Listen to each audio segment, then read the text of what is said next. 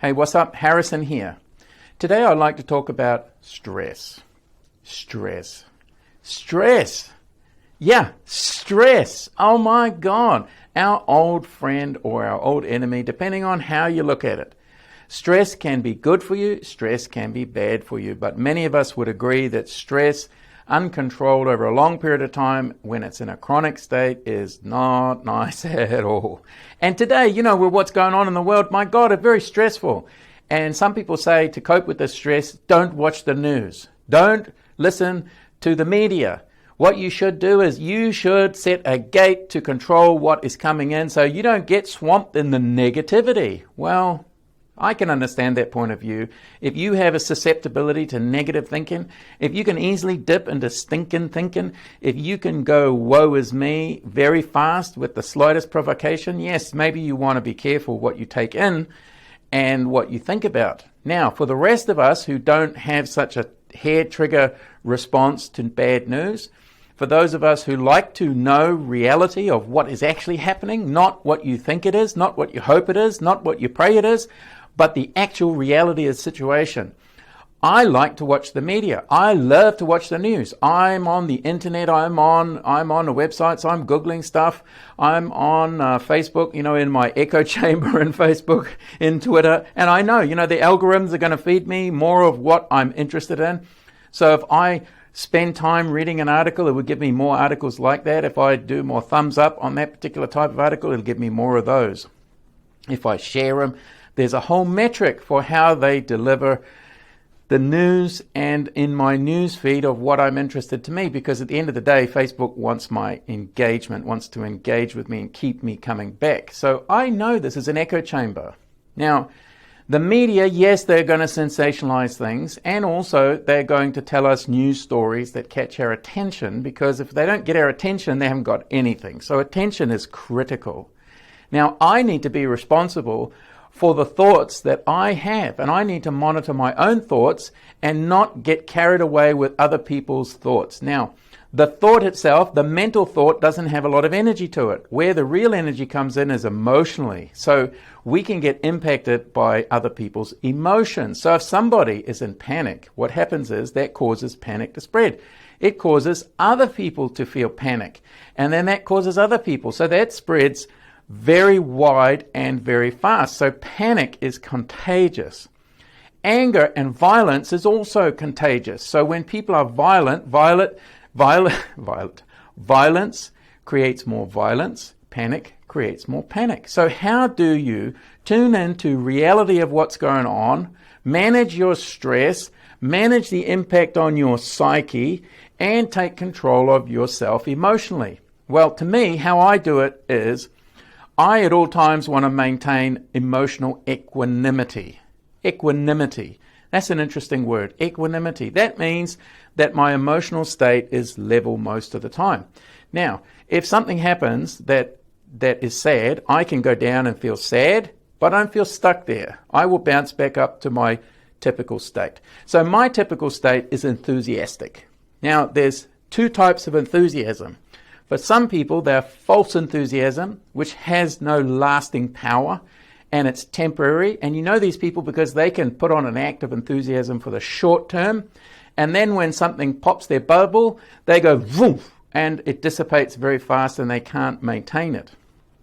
Whereas true enthusiasm, you can sustain it through good times, bad times, through the ups and downs, and you'll be able to maintain that enthusiasm. Now, when something great happens, and you feel grateful, you will go up from your enthusiasm and you'll feel gratitude. And then you can go up and feel ecstasy and joy.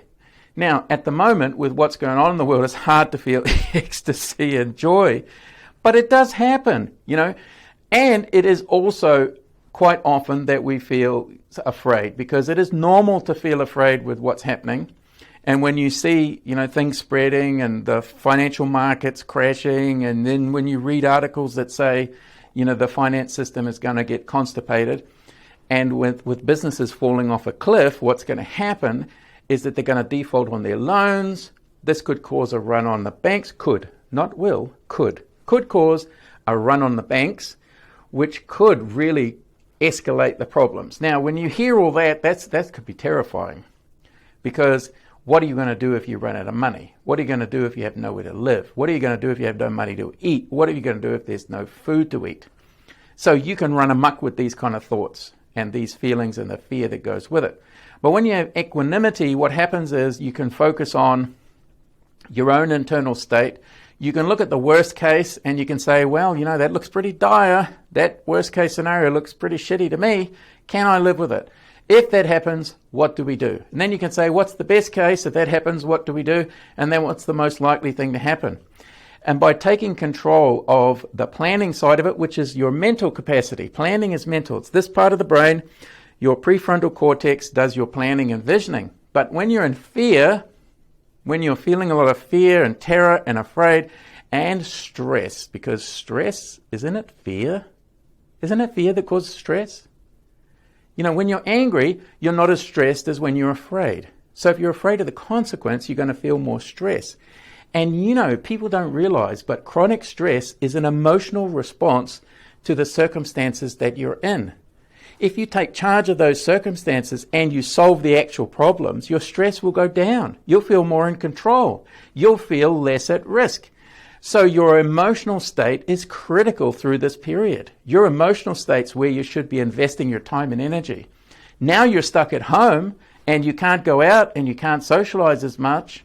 Sure, you can watch Netflix, which I am doing. I enjoy. You know, a bit of escapism is helpful to maintain your equanimity, because if you just inundate and swamp yourself with negativity, you're going to feel more negative. So you got to detox from the negativity.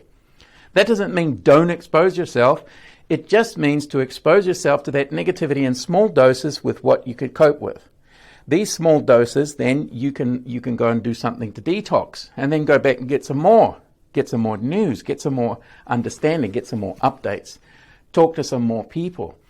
And what you can do, which is what I do, is spread some joy and positivity around, because if you're maintaining your equanimity and you're in a good enthusiastic state, you don't have to be depressed because things are looking dire. You don't have to be angry. You don't have to be, sad. You don't have to be in terror.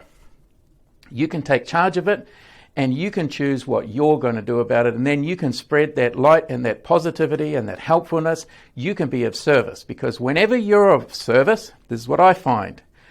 When I'm of service to other people, I'm less focused on myself. Isn't that funny?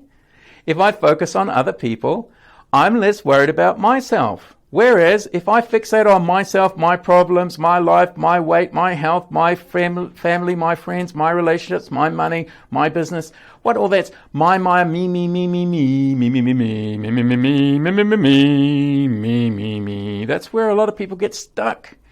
And, that is a downward spiral when you go me, me, me, me, me, me, me, me. When you take that focus off yourself, it's less stressful. You can relax a lot more. It's a lot easier helping other people solve their problems. And through that process, less attention on yourself, more attention on helping other people, and your problems will be easier to solve. Much easier with that perspective, because it gives you perspective or distance from that problem that you're having. So this whole video has been about the underlying issues, impact on our psyche, about stress, and about how it impacts us emotionally, how we want to maintain equanimity, and how we want to focus on being of service to other people and helping other people to solve their problems, and that when we solve our problems, our stress goes down. We feel more under control, more in control, and more equimonious, which is that level-headed emotional state. A lot of people confuse, just one final thought. A lot of people confuse that equimonious state with denial, numb, not feeling anything. Equimonious is not numb. You can feel everything. You can feel the highs, you can feel the lows. Whereas when you're numb, when you're in denial, you don't feel much of anything. You feel kind of wooden. You feel kind of stiff. You feel kind of nothing. And if you're feeling nothing, that means your system's shut down. That's a long way from equimonious. And in order to get there, well, it's a journey, it's a process. And we'll talk about this in future videos. I will label them how to go from numb to equimonious. I think we can talk more about that. And we'll talk more about stress, because there's the 4 different types of stress. There's physical stress, emotional stress, mental stress, and spiritual stress.